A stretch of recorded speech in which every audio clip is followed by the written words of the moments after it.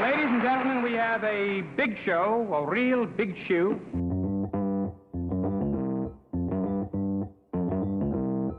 Live from Joe's mom's basement, it's the Stacking Benjamin Show.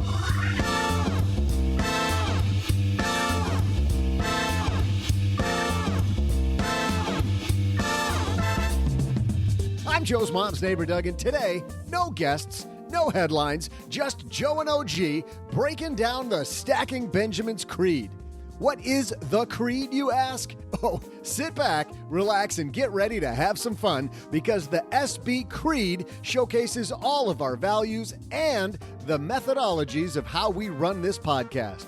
You know, so you might even learn something once in a while. Because I know Joe and OG alone won't do the trick, I'll throw out some trivia about this here podcast. And now, two guys who are just a couple of average guys.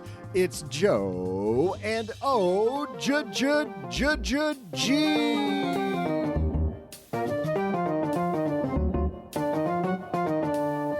Wrong. I'm not the average guy. You're the average guy. I'm above average. I am Average Joe Money on Twitter. And based on the number of Twitter followers I have, I'm way above average. Hey, everybody. Welcome to Egos for the Win podcast. I'm Joe saul-sehy, Average Joe Money on Twitter, and this is a show ostensibly about money, and it's actually a show that we're calling OG episode number 1 because we're welcoming people into the community. We've done, well, a lot of episodes of the Stacking Benjamin Show at this point, and never have we tried to put it together and tell people exactly what the hell might be going on here. So I'm super jealous about your Twitter followers. If you want to follow me on Twitter so I can catch up to Joe, smash that like button, hit the bell. I don't know. I just watch a lot of YouTube. That's what they say on that. I don't know what that any of that means, but yeah, we should do the first episode because our real first episode was probably pretty bad. I don't. Do you have it somewhere still? That'd be so painful. We don't want to bring that up. We do not want to bring that up. So 3 things. The first one's a negative. Do not go look for our first episode. The second thing is follow Not the Fake OG on Twitter. And the third thing is if you own or rent your home, fortunately, Geico makes it easy to bundle your home and car insurance. It's a good thing too, because having a home is hard work. Go to geico.com, get a quote and see how much you could save. Geico.com easy. You know what's funny about that? Remember all those times like, hey, Geico, if you want to sponsor the Stacking Benjamin Show, Joe, it's Stacking Benjamins. They actually called us. They did. They called us. Well, we're better than the lizard. It's about time for us to take out that lizard. Gecko. Yes, we are going to be the new Geico spokespeople, but not today. Today, we're going to take you through the Stacking Benjamin's Creed, tell you exactly why we make the Stacking Benjamin Show, and really how to think about your money. That's what today's all about, our philosophy. So let's get this party started.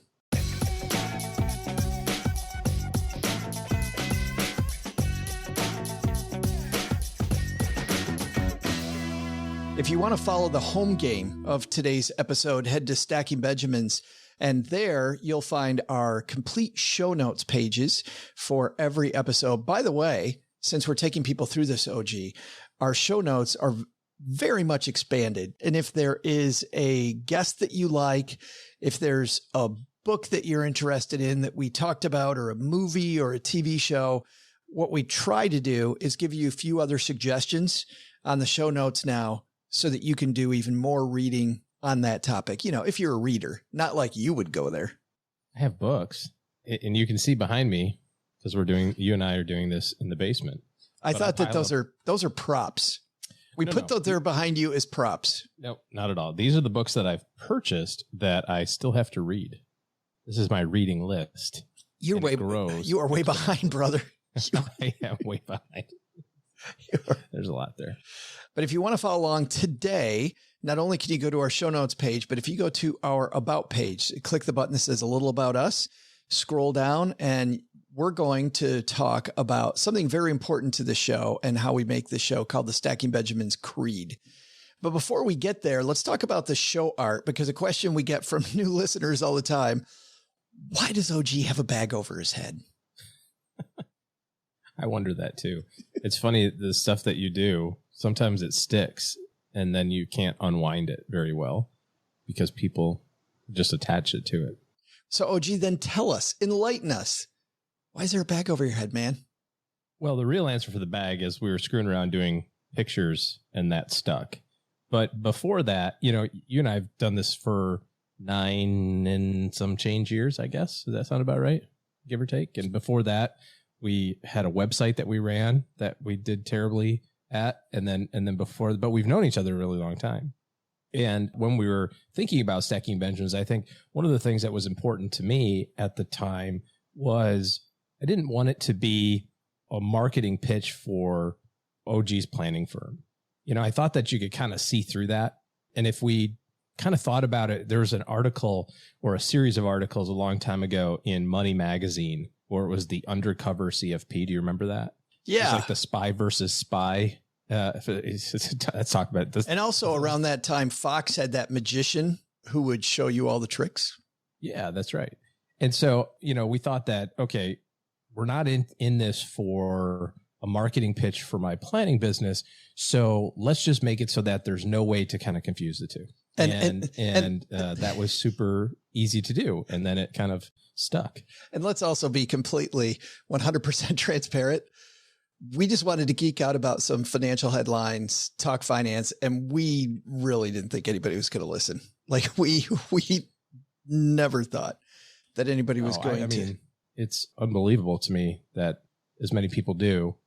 I tell a story, you tell a slightly different one, but similar, that I remember when we had 64 people listen the day that it had 64 downloads. And I was like, that is an entire room, like a huge room full of people. Like, how amazing is that? 64 people. And like probably 58 of them were you and me, like hitting refresh. And it's so funny. We went from 64 to 68 the next episode. And Paula, whenever I start getting worried about numbers, any type of numbers, right? Yeah. Paula Pant, our friend who's on the show every Friday, she runs a great podcast called Afford Anything. Paula always writes me an email that includes that original email from me where I'm ecstatic about us going from 68 to 69 listeners. Yeah. Just absolutely. Cause you're right. It's a lot of people, but anyway, we are not, we've never been worried about that. What we're worried about is entertainment, but we're not worried about entertainment because of the fact that we're just playing around. And even though if you listen to most episodes of the show, it sounds like we're just goofing off, there's actually a method to our madness. And I thought that we'd go through that today with the Stacking Benjamins Creed. There are 6 pieces to our creed. And the one that we have on top, and it's on top for a very important reason, is personal finance is personal. We're all trying to stack Benjamins. Everybody's trying to stack Benjamins. And I think, OG, this is at the top of the list because of the fact that there's well over 300 million people in the United States alone. People listen to us in 48 different countries. I have no idea. The worldwide, what is it? 7 billion people, 7.1. Closing in on 8 from what I understand. 8 billion people. We'll ask them to count themselves tomorrow. The accurate number. 1. We're going to, 2, sorry. There you go. Thanks. Everybody else just follow along. It's your turn, Earl. Earl, it's your turn. There's so many people. And once we realize that everybody, no matter how you're going about it, is just trying to get one step further ahead, and we're all on the same journey, I think it changes the tone. We never wanted to be a podcast that yells at people. We never want to be a podcast that admonishes people. We want to do something that's challenging, I think, especially in this business. We want to show people that there isn't just one right way to do things. Yeah. Well, that's so true because everybody's got a different experience path and everybody's got a different journey that they're on. I was having a conversation a couple of days ago with somebody who said something like, what should be my goal in my 401k in terms of savings? And I said, well, I don't know, all of it. You should put all your money away. Like there is no rule of thumb that makes sense. People say, well, you should do this or you should do that. I said, well, it really matters on what you find most important. If you say, hey, what's most important to me right now is making sure that I got enough money saved for a down payment on my house and I got to get my kids started for their college fund. Well, you just can't do all of those things generally and also max out your retirement accounts or whatever. And so the people who are on, one side of the equation who are like, you must do all this stuff, maxing out this, and you got to discounting the fact that that might not be as important to you right now. And so I think it's really important to recognize that everybody's financial planning journey is going to be different. We've all made mistakes. We've all done things in the past that we wish we wouldn't have. Sometimes, like me, twice. And you just are where you are. And it's like you said, it's about doing the next best thing. I like what you're talking about, though. It's about process. And we quote a few books often on this show. I never knew this book impacted me as much as it did when I read it. When I read it, I thought, yeah, it's pretty good. But man, I go back to this over and over and over. It's a book by a guy named Stephen Covey, 7 Habits of Highly Effective People. What you're talking about, OG, is one of his habits, which is begin with the end in mind. Start off with where do you want to go? And then work backwards, and you're much more likely to get there. Yeah. And when you have a clear understanding of what your goal is, it makes it easier to make decisions. You're a Disney freak. I think that's fair to say. And you're a big fan of the Disney quote, when your values are clear, your decisions are easy. And that's true when it comes to money too. When you have an idea of what you're trying to shoot for, it becomes really easy to figure out where do you want to put the savings or investment opportunities that you have without feeling like, oh, I'm letting go of this, or I'm not doing that. Or so many places online in particular, and all these other places, books and whatever, that are, if you're 35, you should have 1.5 times your income in retirement assets or you're behind.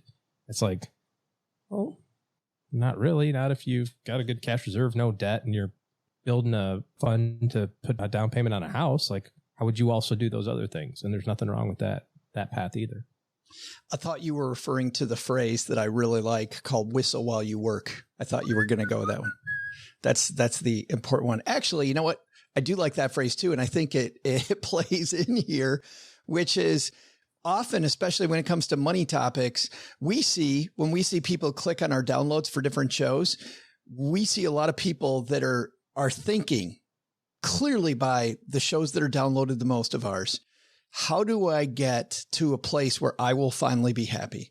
And what I love about Whistle While You Work is that have some fun with where you are right now. Like, learning this stuff is fun, right? Being where you are today is fun. The journey is fun.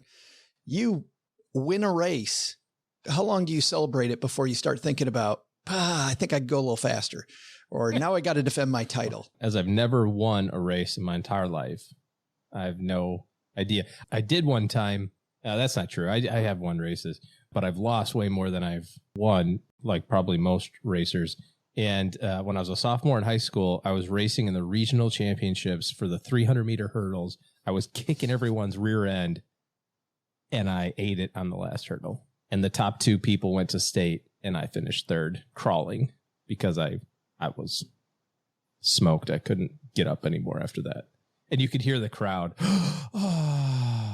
And it was just such a letdown. So that ended my track career at the illustrious age of 16. That's when things started going south for OG, and finally he ended up here. The worst place possible.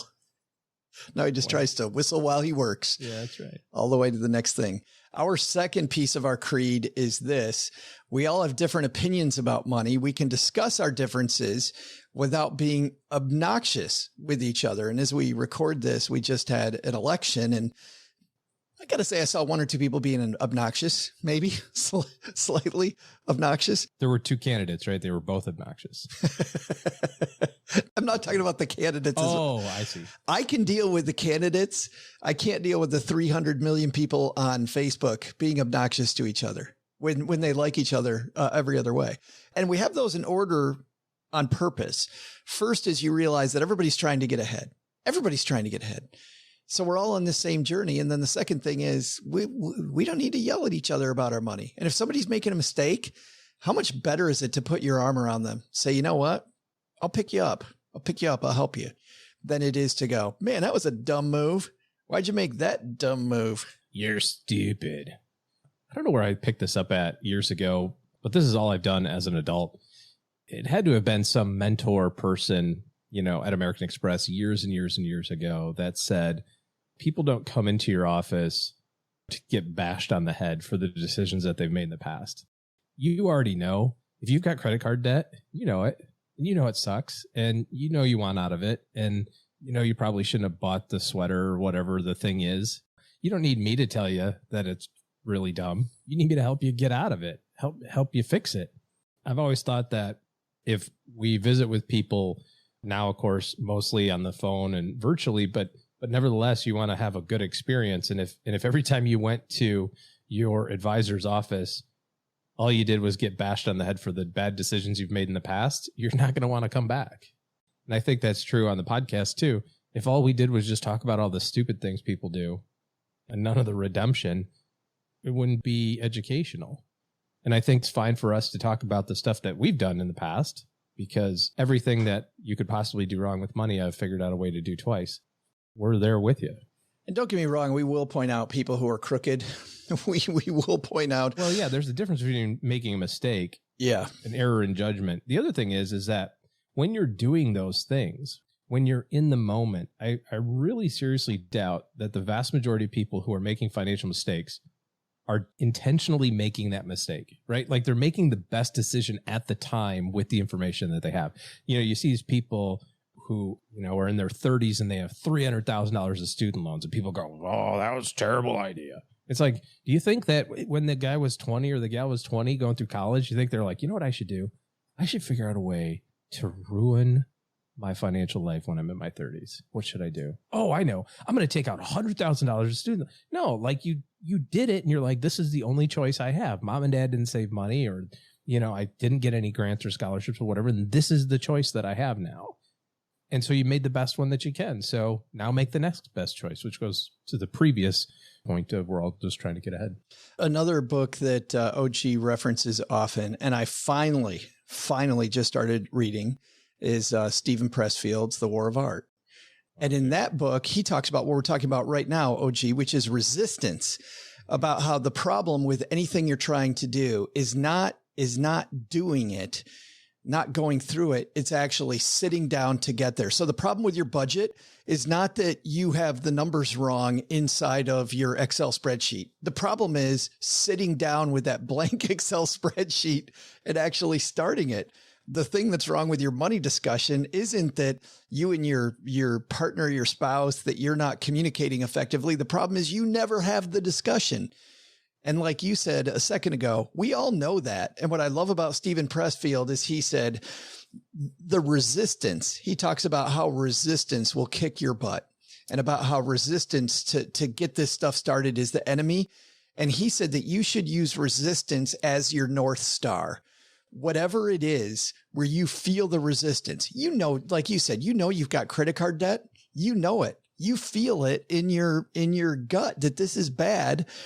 That should be the first thing that you pay attention to.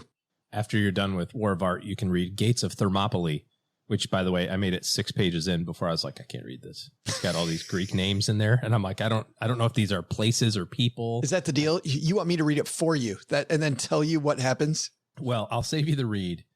It's what's based on the movie 300. Ah. So if you saw 300 Spartans, you kind of read the book. That's a loose interpretation of movies to books ratio. But my son is reading The Princess Bride for his English class right now. He's like, it's actually kind of good, Dad. I'm like, you ever seen the movie? He's like, no. So we watched the movie. He goes, all right. So that's what happens this whole thing? And I'm like, but that is a case where the movie is phenomenal. Yeah. And the book is even way better. Yeah. Yeah. So I was like, well, now be careful. I said, the teacher's going to know the parts that aren't in the movie. Yes. So don't be skipping the book part because they test you on that. You know, there's this line in the movie that is, well, how many famous lines are there in that movie? Hello. My name is Inigo Montoya. You killed my father. Prepare to die. What I love about the book is it explains how he killed Inigo Montoya's father, which never makes the movie, right? The movie has all of this revenge. I'm Inigo Montoya.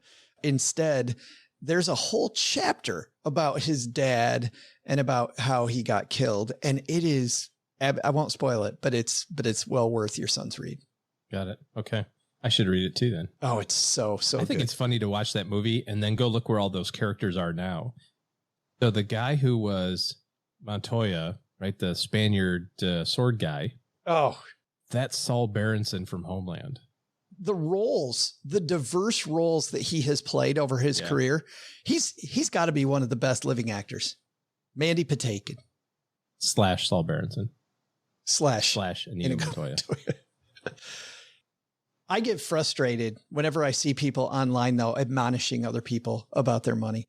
And this is where I think our expertise comes in. And what you will also not hear on the Stacking Benjamin show a ton is us going deep into our backgrounds.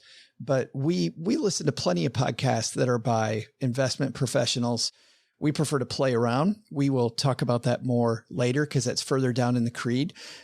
But here's the thing. I get frustrated when I see somebody who's doing something in their mind completely right. They're admonishing somebody else who they think is doing something completely wrong. And they've maybe seen 2 or 3 or 4 articles about the thing. OG has probably helped. And I'm going to say this without asking you, but I would guess you probably helped 500 people retire already. Like already go through the retirement gates, finish a career and go into retirement. You've seen it 500 times. I was only a financial planner for 16 years, so I did not see it as much as OG has seen it. But I've seen people retire a lot and help them retire a lot, which is why it frustrates me when I see someone so passionate about the fact that their way is the only way to get somewhere. Yeah, I was going to say, you see this in like investment selection and asset allocation stuff. You have to invest in this. You have to invest in that. You cannot invest in that. You cannot invest in that. And it's okay to be passionate. Just this part of the creed says, don't be obnoxious about it. You know, say, hey, have you ever thought about, might be a better idea.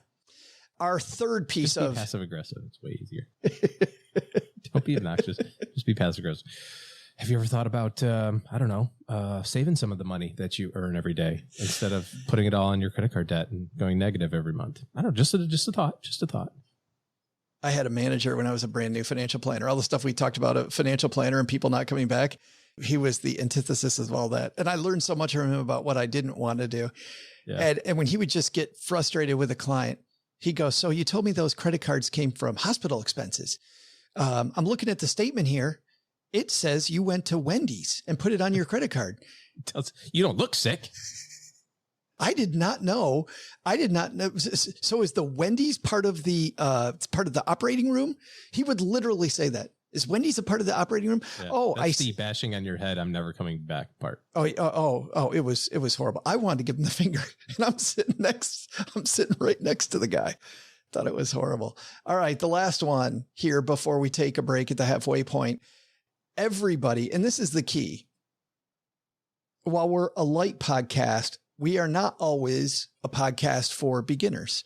And the reason for that is step 3 on the creed. Everyone doesn't start at the same place with money. We'll explain the basics and talk about more advanced topics. And there's actually a reason for that too, which is when I'm diving into a topic for the first time, I like getting engulfed in some of the advanced topics. I don't always know what the hell they're talking about. I'm not really sure. But I like the fact that there's some depth to it. And I know then what the learning curve is going to be. And I also start trying to figure out some of the terms. It's like the first time I went to Paris. And I'll tell you, there's nothing better about learning a foreign language. There's no better way to learn one than to go there and have to try to speak to people in a foreign language. And I'll tell you, you pick up phrases very, very quickly when you don't know very much of the language. And I think it's the same with any language. And so parts of our show will always talk to people that are beginning. We're also going to use the fact that we're a light podcast, OG, to explore some more advanced topics. So we will talk about how fees get structured. We will talk about how financial planners get paid. We will talk about what goes on behind the scenes at your favorite brokerage account. We'll talk about some of these much more advanced things. We're not going to always talk about get out of debt, get a budget, and get your emergency fund in place, which are probably the first 3 things everybody needs to do once they figure out where they're headed. I like the analogy of trying to get involved in it, but unfortunately, Apple has solved your problem. I don't know if you've downloaded the new iOS, but now you don't have to learn new languages. Oh. Comment puis-je écouter le podcast Stacking Benjamin? See, now you just go, how do I listen to the Stacking Benjamins podcast? And you type it in here and it tells you. And then how do you say? Écouter le podcast Stacking Benjamin? She says it way nicer than we do. Yeah. We got to replace Doug with her. Of course, if you happen to find yourself in Russia and you're trying to find the Stacking Benjamins podcast, you can just do this. Как я могу прослушать подкаст Stacking Benjamins? How do I listen to the Stacking Benjamins podcast in Russian? Japan, because we're going to be going there to visit my daughter. You're going to go to Japan. Yes. Yep. Japanese. Okay. ストッキングベンジャミンポッドキャストをどうやって聞くことができますか? I love Podcast. It even writes it out for you. Can you see that? That's awesome. Isn't that crazy? Podcast. That sounds like, and I got to be honest, Apple, that one sounded like BS. Like, where is the Podcasto? It sounds like a really bad interpretation. I think that might be pig Latin. It sounded a little bit like it. I clicked the wrong button. I like this one here too, because, at the end of the day, when it comes to that financial planning journey, I think that everybody wants to know that there's another thing, and it can be overwhelming, right? You can say, this journey has so many pieces to it, or it has so much stuff going on that I'll never get done, which is kind of also true with money, right? Like there's never an end. It's, you're always trying to do better. But by the same token, I think it's important to know that there's a progression. There's a logical progression of, I do these things, I do these things, I do these things, and I can kind of move down this path. And I can see that there's people ahead of me who have done those things already. I can see that there's people behind me that are where I was 5 years ago. And so it kind of affirms or reaffirms, I think, the decision that you're making of embarking on this journey, of personal finance. Well, do you own or rent your home? Sure you do. And I bet it can be hard work. It's easy. Bundling policies with Geico. Geico makes it easy to bundle your homeowners or renters insurance along with your auto policy. It's a good thing, too, because you already have so much to do around your home. Go to geico.com, get a quote, and see how much you can save. It's Geico easy. Visit geico.com today. That's geico.com. Well, I hope that's explained a lot about what we're doing here at the Stacking Benjamins show basement. We'll talk about why we do this from Mom's basement in the second half of the show. But right now, a feature that we always have in the middle of our show, Doug brings us some of his scintillating trivia. Hey, Stackers. I'm Joe's mom's neighbor, Doug. And now that I've got a little more time, let me introduce myself. I'm the actual person in charge around these parts. That's right. Joe's mom's neighbor, Doug, is definitely the boss. If anyone tells you different, well, like Joe's mom says, jealousy can be an ugly thing. Got me? All right. See that over there? Well, that's Joe's dad's shortwave. Usually Joe and OG sit over there at that rickety card table under that dangling light, but I boot these guys out whenever I need to steal the show, keep you all entertained so you can keep coming back to hear my award-winning 5-star trivia. You might occasionally hear Joe's mom out and about, and usually she's grinding my gears about something I should or shouldn't be doing. But once again, good manners says to keep your comments to yourself if you got nothing nice to say. Speaking of which, I've been coming down here to do the trivia for quite some time. But did you know the name of the podcast hasn't always been the same? So today's trivia question is this. What was the name of the first version of the Stacking Benjamin show? Oh, and bonus points if you can guess the year that podcast debuted. I'll be back with your answer faster than you can make your own hit podcast. Seriously, people, it takes a long time. Well, if you pay your credit cards off every month like you should, you want to hear something amazing? Discover matches all the cash back you earn on your credit card at the end of your first year automatically with no limit. They should have, it should say magically. It totally should be. They missed it. Do I have to copy edit everything? With no limit on how much you can earn. How amazing is that? In fact, it's even more amazing because of all the places where Discover is accepted. 99% of places in the United States, OG, that take credit cards take Discover. So when it comes to Discover, get used to hearing yes more often. Learn more at discover.com. I would probably pronounce that .com usually. But once again, I'm riffing, baby. Discover.com/yes. 2020 Nielsen report, limitations apply. In print and online, The New Yorker stands apart for its commitment to accuracy, quality writing, and compelling reporting and storytelling. New Yorker, of course, considered by many people to be one of the most influential publications in the planet. I remember seeing New Yorker cartoons, OG, from the 1920s. Like if there's anything that people know, it's that New Yorker cartoon. The style of that, right? It is. The New Yorker's weekly print issues and daily online articles cover a full range of topics, something for everybody. News, international affairs, climate change, the environment, pop culture, the arts, fiction. My favorite in here is food. I also like the humor in there. And of course, we mentioned the cartoon. By the way, when Cheryl and I get the New Yorker, she always takes it to do the crossword puzzle. And then I get it after the crossword puzzle's done, which is incredibly frustrating. But the New Yorker's become a crossword puzzle if you had to. So I don't think you're missing out on much. That's true. Anything over the 4 letters, you're screwed, buddy. Nice try. This is multiple syllable. Pass. The New Yorker's become the daily digital destination for news and cultural coverage, publishing 10 to 15 exclusive site-only stories every day.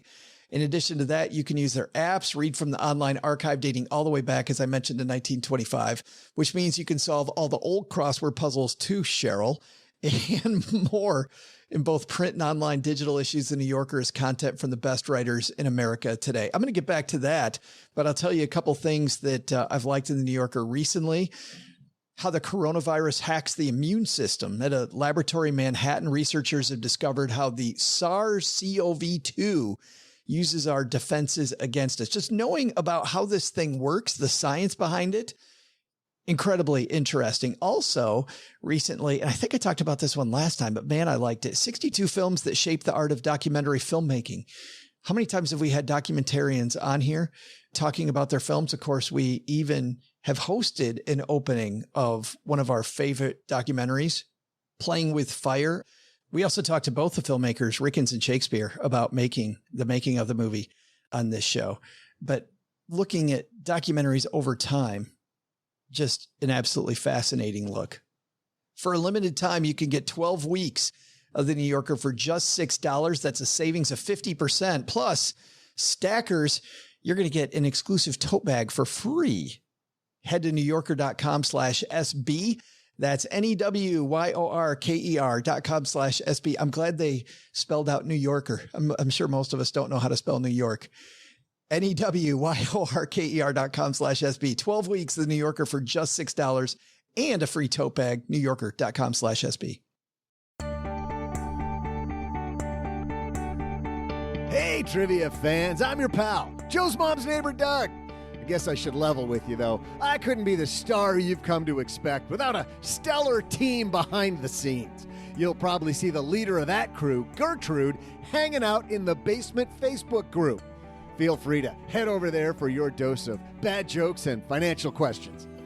Hey, seriously, Joe, have you been using this rickety card table the whole time you've been doing this podcast? I think it's time to head on over to the dump and get a new one. Oh, which reminds me, I should get back to today's trivia. Question was, what was the name of the first version of the podcast? Oh, and bonus points if you can guess the year that podcast debuted. That's no wonder they changed the name of the first podcast because it was called The Worst of the Free Financial Advisor. And it first aired in 2012. They switched that name up to the totally not generic Two Guys and Your Money until we finally settled on this near winner name that we have today. All in all, this thing's been going for over 1,000 episodes between all three of those shows. And in February, this show alone will reach 1,000 episodes.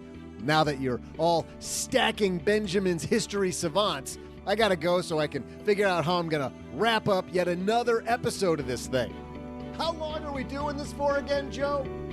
Oh, yeah, okay. All right, see ya!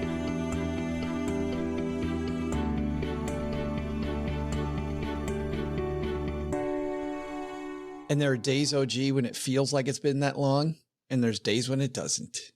That's right. Gosh, that was a terrible name, wasn't it? Well, it was meant to be, just so people know, It was meant to be a terrible name, as you know, because we had no idea what we were doing. We knew that that wasn't our permanent name. We'd already procrastinated for a year and we knew we just need to get started, right? We just had to do it. So we decided to call it, our website was called The Free Financial Advisor. We decided to call it The Worst of the Free Financial Advisor because it was the worst thing we'd ever done. And like 11 people listened to it. 10 of them were you and me. We decided that it was going to be 13 episodes long because 13 is an unlucky number. And that's about a good preseason length, you know? Yeah. And then we rebranded to Two Guys and Your Money, which we thought was a much better name. Super clever too. Yes. Nobody has a name like that. No. And then we got, and actually 13 I thought was pretty clever and funny. Two Guys and Your Money got to about episode 60 and we knew that it needed a better name. We knew we needed to change the format some. And so we rebranded again to Stacking Benjamins. But what's funny is we thought we were going to go a little longer and unintentionally it petered out on episode 69. Petered out, huh? The English language is a funny thing. Hey, let's get back into our creed. The fourth piece of the Stacking Benjamins creed is this, and this is something I never understand, is why more people don't talk about money. They say in polite company, don't talk about three things: money, religion, politics. We just went through the politics thing. I had to 30-day snooze a good portion of the people that I know who decided that, no, I'm talking politics. What's 30-day snooze? You don't know that? Oh, best button ever. So if somebody has a bunch of posts that you just don't want to see them for a while, and there's an event coming up like an election, there are dots down on the side of Facebook. You click on the dots and there's a bunch of options. And one option is snooze so-and-so, whoever's posted is, for 30 days. And for 30 days, you won't see anything that they say. So if there's an event coming up 28 days later, use the 30-day snooze. And then everything's much better. How do I 30-day snooze you? Like just in normal life, do you have three dots somewhere? I do. It's called Don't Show Up for Podcasting Time. Yeah. All of a sudden it's the, hey, where's OG? Hey, 30-day snooze the show. 30-day snooze. That's what I'm gonna call my free days from now on. There are times when I want a 30-day snooze. Mm-hmm. If I could 30-day snooze, it, buddy. That would be great. But there's three things people don't talk about. Politics, get that one. Religion, get that one. Money, I don't understand why not.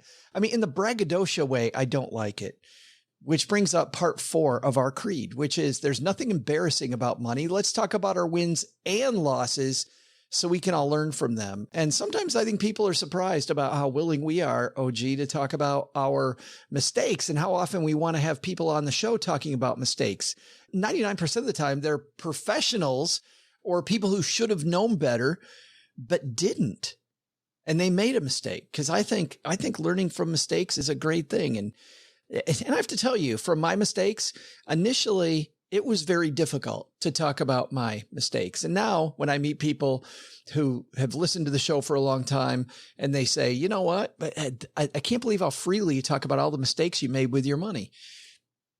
It doesn't come easy. I'll tell you, it does not come easy. But after a while, you learn to realize that that's not me tomorrow. That's not me today. That was me 20 years ago. And like most people, I touched the stove and I learned from it. Or like me, I touch the stove and then touch it again, touch it again, touch it again, touch it again. Is that hot? I think that's hot. Still hot. I'm fairly certain that's hot. Still is burning me. No, I don't think it can be understated, the importance of recognizing the reality of, where you're coming from, whether it's a good place or a not so good place. Listening to stories or reading books, the best books that you enjoy the most, the stories that you enjoy the most, the movies that you watch the most, always have a person in them that overcomes some issue. And if you're watching Star Wars, how motivating would the story have been if Luke was born a prince and already had, knew all of his Jedi skills and, required no training and, it's not a story. It's not a thing. And when you read books, you don't reach for the one that's like, and this rich guy fell into good luck. And in fact, how many times do you hear the story about the person who does get lucky, like ridiculously lucky, randomly, like finds the Bitcoin wallet with 100 million in it or something. And you just go, what? come on, man. like, why can't I find a random Bitcoin wallet or, have the rich uncle that dies and gives me all the money to start with? That story is more frustrating to me, the people that get lucky, because I find that often people chase that, right? They chase luck. Hey, how can I do this quickly and get rid of the pain instead of chasing the systems, which is the real way to get rid of the pain, chasing the systems that will make you wealthy. It's setting up automation, setting up systems, those things that actually light the fuse, not winning the lottery. And even worse than that is the winning the lottery and then telling everybody how your strategy was to win the lottery. It's like, so I played every Friday and you're like, that's not a motivating story. But part of it is, I get the shame part, right? Where you kind of feel upset about maybe some decisions that you've made in the past. We've all done it. Every single person. That's a broad generalization. I should back off that a smidge. Most people. How's that one? Most people have done dumb things with money that they wish they wouldn't have done. Got into credit card debt, bought a car they shouldn't have, bought too big of a house, all those things. We've all spent money on things that we don't need or want. Some people do it more, but it is what it is. And if you can take a look at it from the perspective of, here's where I am. And like we were talking about a little bit earlier, that journey, recognizing that there's people on the journey ahead of you who have made the same mistake, but look where they are, they're way up there. And then you could also turn around and go, well, there's the people behind me who are making the same mistakes I used to make, but let me show you the other side of this. I think that's super important. You can help them, but pay it forward. When we were designing this show, part of our frustration of the show was we'd worked together before, just to give people a bit of history. We'd worked together before. We worked on the radio before, and we had a lot of fun doing that. But when we're talking about doing a podcast, now we really need to figure out what our methodology of teaching was going to be and how we were going to do the podcast and really what we wanted to be and what we didn't want to be. And the frustration that you and I had was neither one of us, and by the way, no knocking them with this sentence, neither one of us wanted to be Dave Ramsey or Susie Orman. We did not want to be somebody that you called up and we were the money god with the halo on. And I'm not even saying that that's Dave Ramsey or that's Susie Orman, but somebody that's going to judge you about your money and show you how to do it better based on me being phenomenal with money and you being somebody who's coming to the altar of OG and Joe, hoping that we can solve your problem for you. But if you want to come to my altar, that is not, I wasn't supposed to laugh there, was I?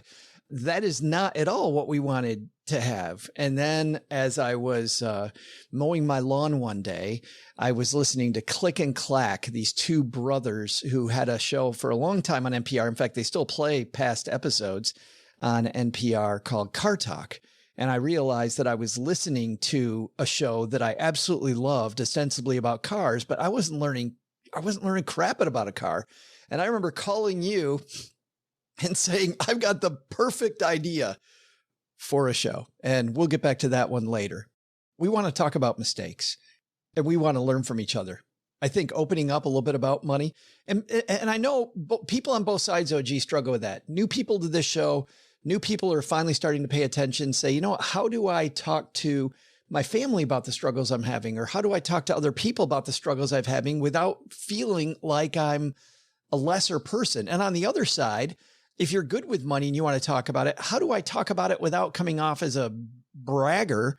Or how do I, being the money know-it-all, hey, so anyway, I was using the 4% rule and the rule 72 so that I could calculate on my spreadsheet here to take a look at this bill. No.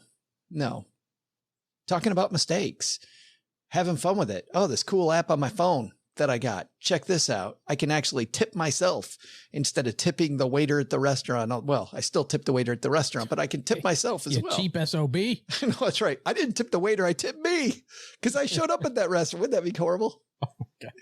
You'd be on Reddit. And by the way, Tip Yourself at the time we're recording this is a real app. We have a Friday FinTech segment because of the fact that we want to have fun and talk about things on your phone. And two guys in Chicago, the Tip Yourself app, where you go out for a run for a couple miles, tip yourself some money, put it in a vacation fund. You're tipping everybody. Our next one, Number 5 on this list is fun and play beats preaching any day, brother, any day. And this is actually a frustration that I have, OG, is that people think that you and I are just clowning around. And you read some of our reviews and people are like, I wish I'd stop clowning around. And I wish I'd be much more serious about money.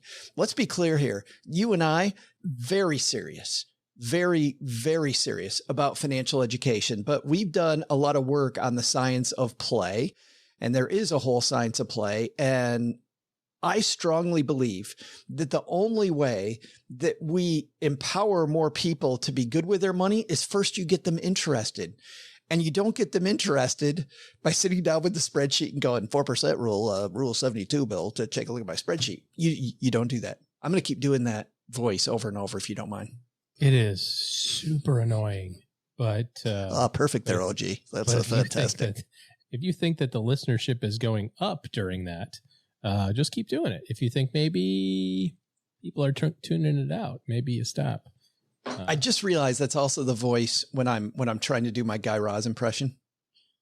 This is how I built this, Guy Raz. You know, I thought it was the Simpsons professor. It probably should be because it doesn't sound anything like Guy Raz. It doesn't. No, it's way off from that. Totally does. But I could go Simpsons professor voiceover. Maybe there. I don't know. Yeah, a little close.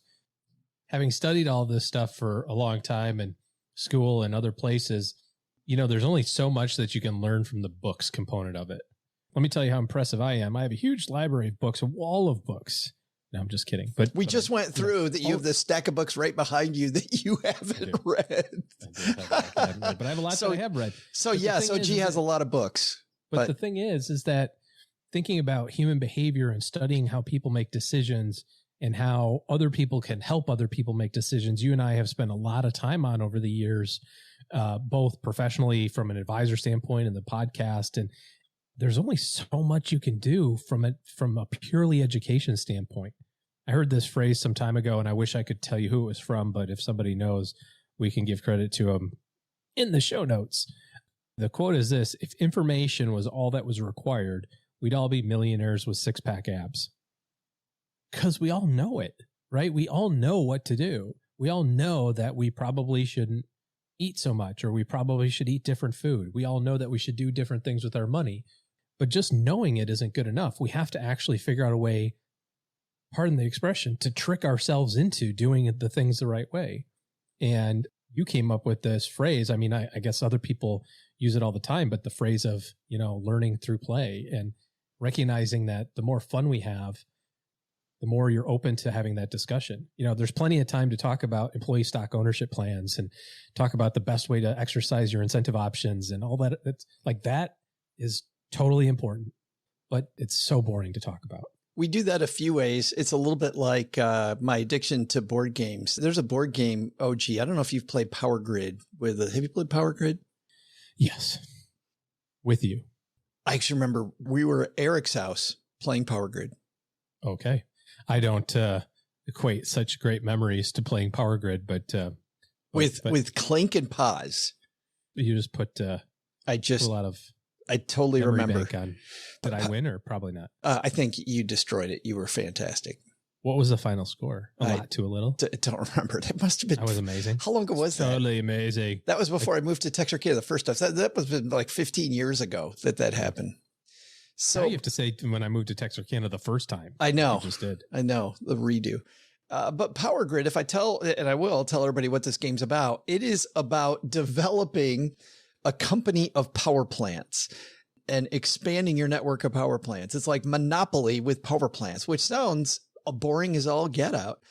What's interesting to me, though, is when I play Power Grid, which, believe it or not, is a very fun game, you're upgrading your power plants from coal and oil to wind and solar. There's uranium-fueled nuclear plants. There's all kinds of different power plants in the game. And what I found, OG, is I don't learn much playing Power Grid, but you know what happens? Every time I'm flipping through media pieces and I see energy-related articles, I stop and read them now because I'm far more interested in energy now than I was before I started playing Power Grid. It brought me to the table, and that's what we're hoping for. The second thing is we are very interested in diversity. And I'm not talking about diversity like a corporate checkbox. I'm talking about diversity as if on Monday we're going to talk about X, on Wednesday we're talking about something completely different. Just like you diversify your portfolio, we want to diversify this podcast for the same reason, because I feel like if we start off maybe with somebody who's an industry insider on Monday, on Wednesday, we have somebody that doesn't really know money, but has an interesting story. And then on Friday, we have a roundtable that's just basics of financial planning with three people who are money nerds, but aren't pros, but they've been in it for a long time. We've had a really diverse week, and our chance of helping you achieve some sort or start down the road toward financial independence is one. I don't want to talk about the same thing every day. So we can learn from history. We can learn from self-help people. We figure out how the brain works. We figure out how to earn more money. We spend better. We're going to talk to people that went through the gutter and had a really hard time. We're going to talk to people who manage millions of dollars for other people.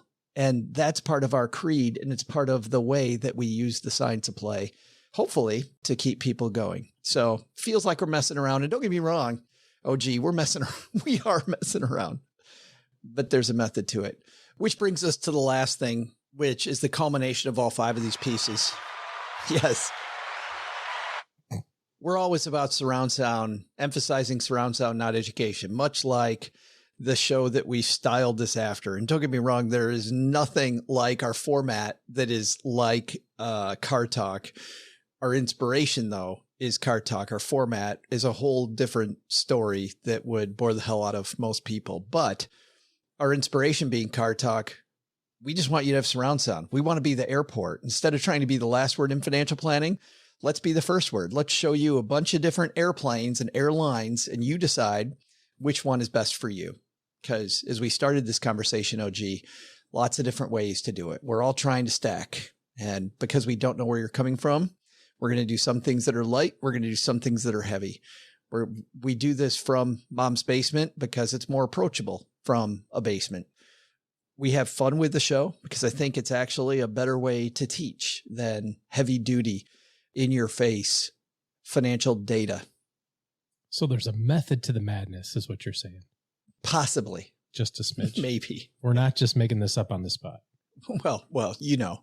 Well, we do make it up on the spot, I suppose, but we do put a little effort into it. You don't want to go too far, man. Don't want to go too far. All right. This has been episode 1. We got a heck of a ride for you. Enjoy the shows, everybody. And at this point in the show, this is where we say this line. Doug, take it from here, man. What should we have learned today? So, what should we have learned today? First, take a lesson from our creed. Talking about your failures? Yeah, that's every bit as fun as talking about just how smart you are. Stay humble, people. Second, take another lesson from our creed. Deep dives don't happen until people want to learn. Find something that you enjoy enough to stick around, and then you'll become an expert over time. But the big takeaway? Don't start a podcast if you're looking to strike it rich. We've been on the next year we're moving out of mom's basement plan for almost a decade. A decade! Joe, seriously, we got to get out of here. Big thanks to you for hanging out with us. We'll be here every Monday, Wednesday, and Friday with more fun. Looking for more resources? Our show notes pages are brimming with more. Dive into other related episodes to the ones you like best, or look for links to other related stories to the ones you heard us talk about. Head to stackingbenjamins.com for more. This show is created by Joe saul-sehy, produced by Taylor Stevens, and engineered by the amazing Steve Stewart. Online, visit us on Twitter at SBenjaminsCast or on our Facebook page. I'm Joe's mom's neighbor, Doug, and I just jumped the shark. SB Podcasts may receive payment on the show from sponsors and guests in the form of books, giveaway items, discounts, or other remunerations. That's a big word. There's no way you take advice from these dorks, but like Joe's mom always says, don't take advice from people you don't know. This show is for entertainment purposes only, and before making any financial decisions, consult with a real financial advisor.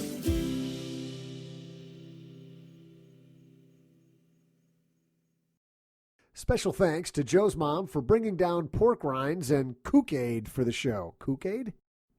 It's not Kool-Aid. It says Kool-Aid right there.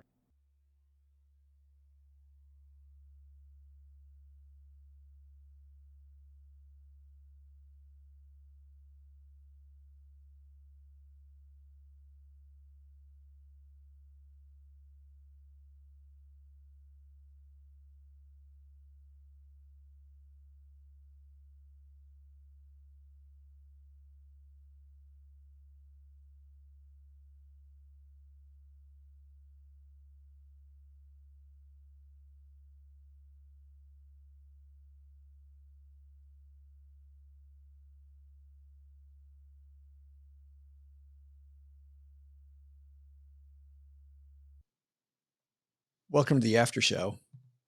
This is the part of the show that doesn't exist. What happens in the after show, if you're new here, stays in the after show. And it's funny, we've had people say to us, I had a person that wrote a letter going, hey, I noticed that you guys like have this minute of silence and then you start talking again. I'd love it if you got rid of the minute of silence.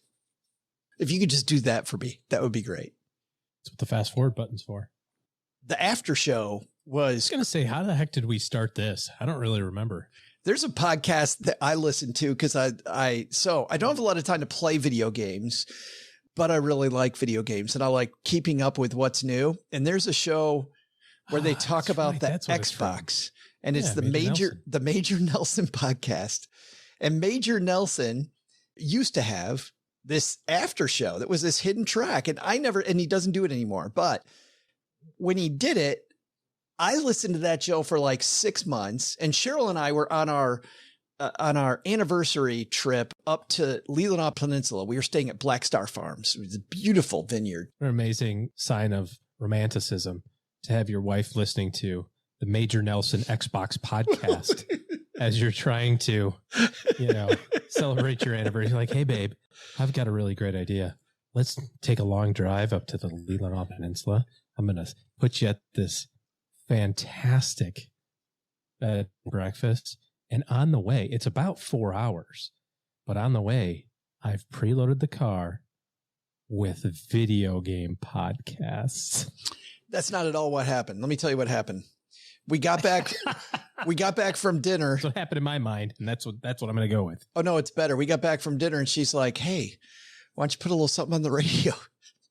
I said, I got the perfect thing. I know.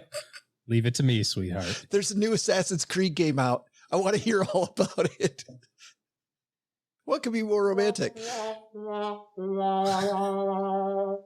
Here's what really happened. God, I love those noises. That's a new thing for us. Also, if you're new to the show, we finally got this play toy.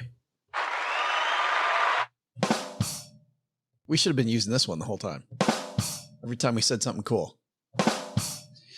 So what really happened was I'm taking a shower in the morning, and most people don't want to think about Joe in the shower, but I listen to podcasts while I shower. So there it is.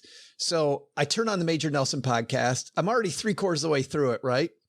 And the podcast ends, but I'm in the shower, so I can't get out and turn it off. And this is the weird thing.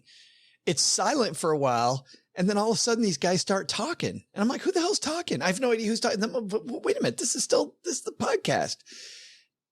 And I get out of the shower and I realize they've had this thing called the after show. And I've been listening to this show for 6 months.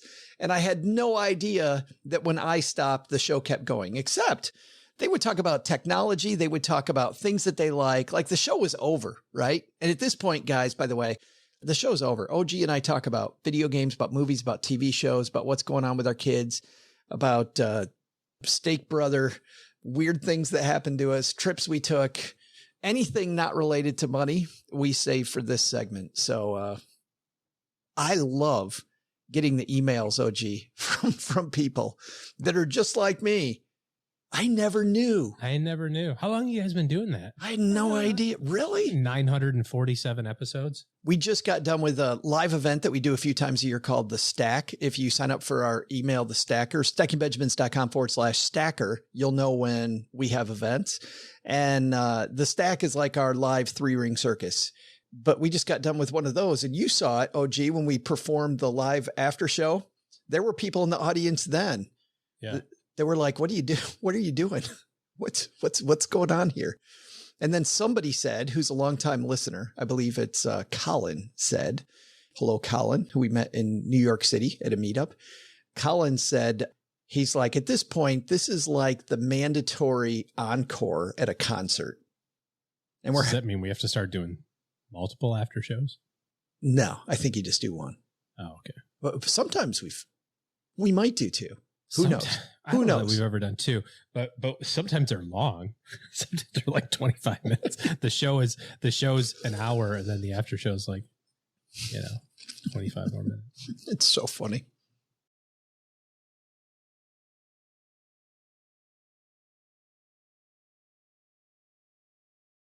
And now, two guys who are just a couple of average guys.